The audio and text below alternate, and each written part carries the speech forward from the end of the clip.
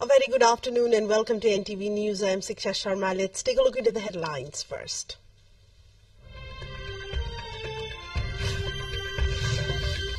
Gold price upsurge continues. Price crosses record high of 121,600 rupees per tola. Prime Minister Nepal says Nepal now in UN's priority list for compensation on climate change impacts. Says COP28 has become effective and result-oriented. 11 hikers killed after Indonesia's Merapi volcano erupts. 3 rescued and 12 others remain missing. Chinese community clinics expanding services amid rising respiratory diseases. Outbreak puts pressure on larger hospitals. And Butwal Lumbini registers its first win in the Nepal Super League. Defender Kathmandu and Jhapa locking horns today.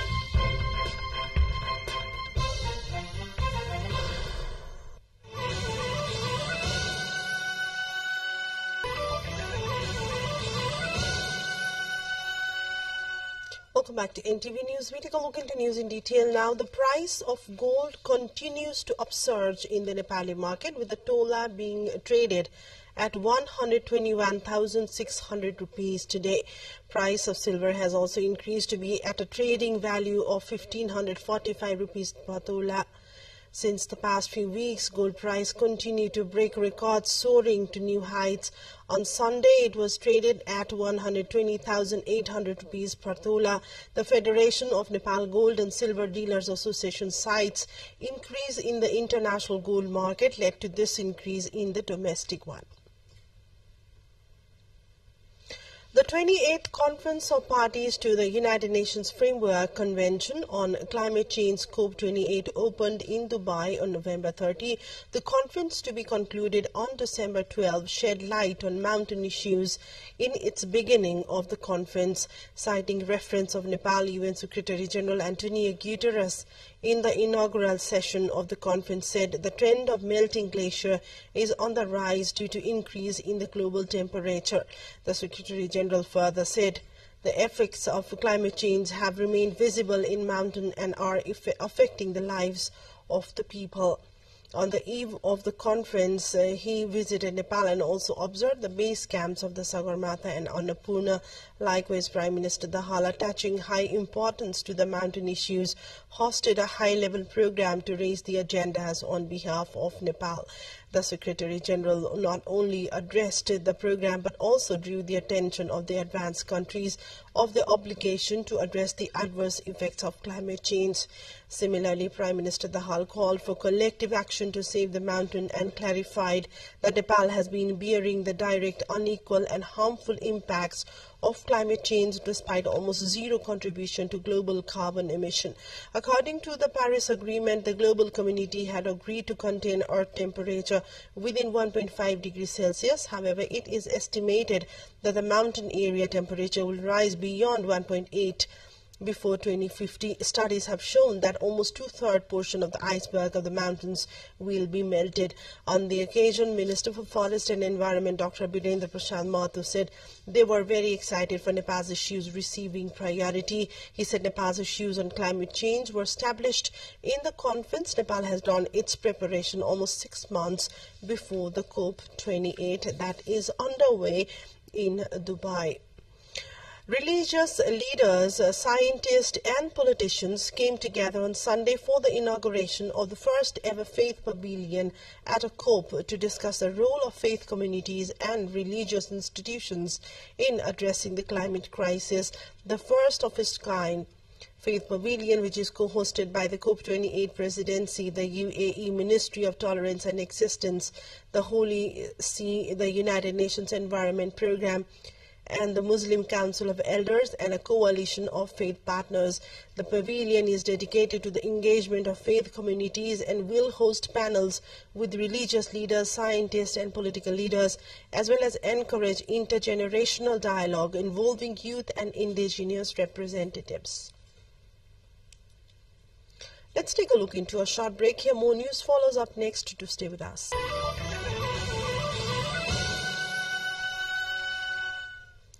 Welcome back to NTV News. We take a look into further developments. The candidates having their names in the closed list of the proportional representation system for the upcoming National Assembly election cannot contest in the National Assembly poll, according to the Commission.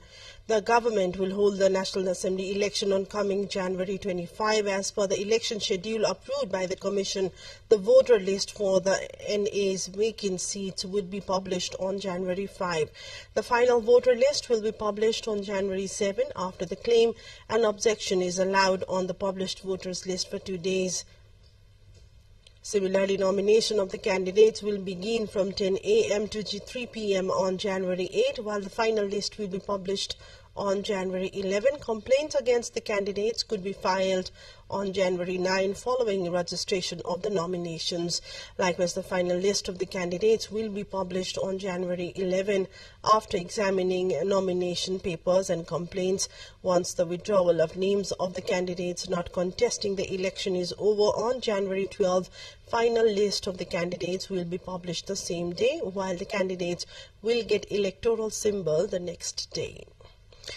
11 hikers have been found dead near the crater of Indonesia's Merapi volcano after it erupted over the weekend. 3 people were rescued on Monday. The search for 12 others missing has been suspended due to a small eruption. There were 75 hikers in the area at the time of the eruption, but most were safely evacuated. Mount Merapi, one of Indonesia's 127 active volcanoes, spewed ash as high as 3 kilometers into the air on Sunday. Authorities have imposed the second highest alert level and prohibited residents from going within 3 kilometers of the crater. Israeli ground forces are pushing into southern Gaza after 3 days of heavy bombardment. Initial reports from Israeli Army radio effectively confirmed Israel has launched a ground operation to the north of Khan Yunis. The head of the Israel Defense Forces later told troops the IDF was also fighting strongly and thoroughly in South Gaza. An IDF spokesman later confirmed Israel continues to expand the ground incursion across all of Gaza, including troops conducting face-to-face battles with the terrorists. Let's take a look into yet another break.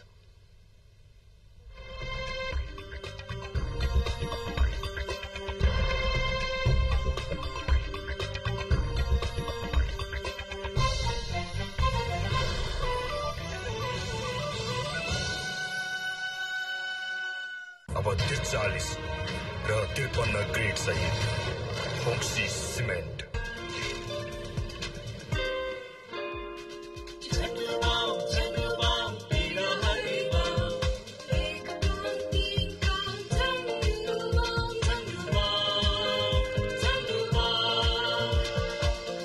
सन्दुमा राख्नुस् सधैँ आफ्नो साथ।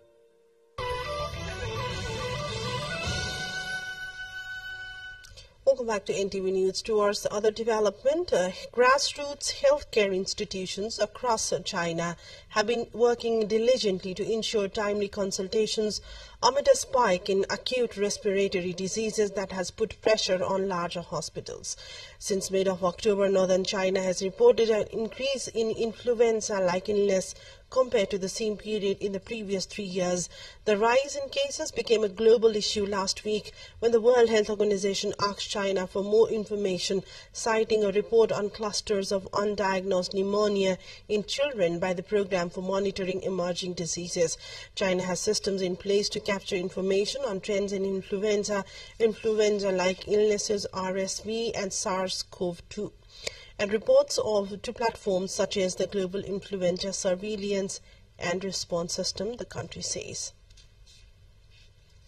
Heavy snowfall and blizzards across Eastern Europe countries this week have resulted in a number of deaths and left thousands of towns and villages without electricity after the first major cold snap of the season. In Moldova, 4 people were reported dead over the weekend, with 2 bodies being recovered from cars that had been buried in snowdrifts. In Ukraine, severe snowstorms left 10 people dead across the Odessa, Kharkiv, Mykolaiv and Kyiv regions. Bulgaria was also badly affected, declaring a state of emergency as winter storms left more than 1,000 villagers without electricity there. A renewed bout of bad weather hit several Italian regions. A quick look into the highlights of what's coming up next.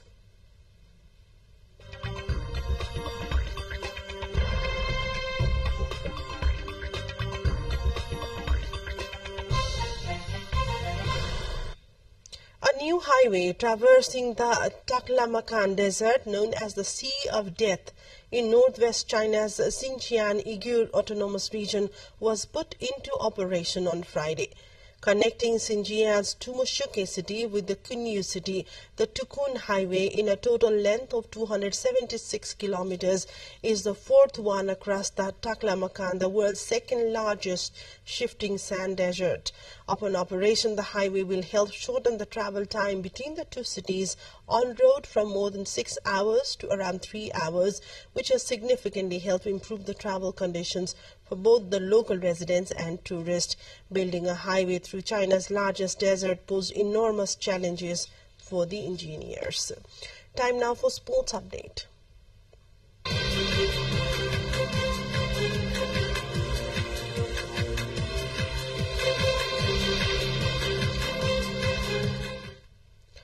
The Lumbini FC secured its first in the ongoing Nepal Super League with 2-1 win over Sporting Ilam FC. All three goals came in the second half of the match. After a goalless first half, this is the first win for Butwal Lumbini in the season, as it has now climbed 2 spots in the 7th position in the points table. Chhapa FC takes on defending champion Kathmandu Racers in the only match for today. Meanwhile, the organizer has preponed the evening matches for the remainder of the league. Now the matches will kick off at 5 p.m. from today. The Gold Coast has withdrawn its bid to host the next Commonwealth Games, ending any hope the tournament could still be held in Australia.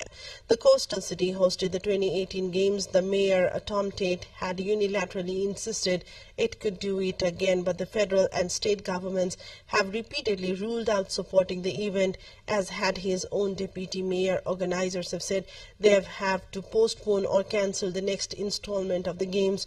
The Commonwealth Games are a multi-sport tournament that takes place every 4 years. They've only ever been cancelled during the World War II.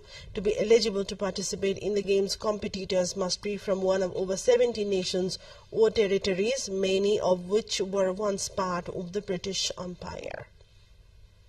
That was the wrap-up from the sports front. We take a look into headlines as a reminder of the top stories. Gold price upsurge continues. Price crosses record high of 121,600 rupees per tola. Prime Minister Dahal says Nepal now in UN's priority list for compensation on climate change impacts. Says COP28 has become effective and result-oriented. 11 hikers killed after Indonesia's Merapi volcano erupts. 3 rescued and 12 others remain missing. Chinese community clinics expanding services amid rising respiratory diseases. Outbreak puts pressure on larger hospitals. And Butwal Lumbini registers its first win in the Nepal Super League. Defender Kathmandu and Chhapa locking horns today.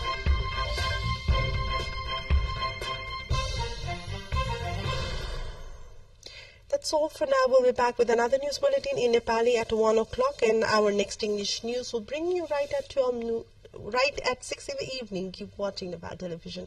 Have a great day ahead, and namaste.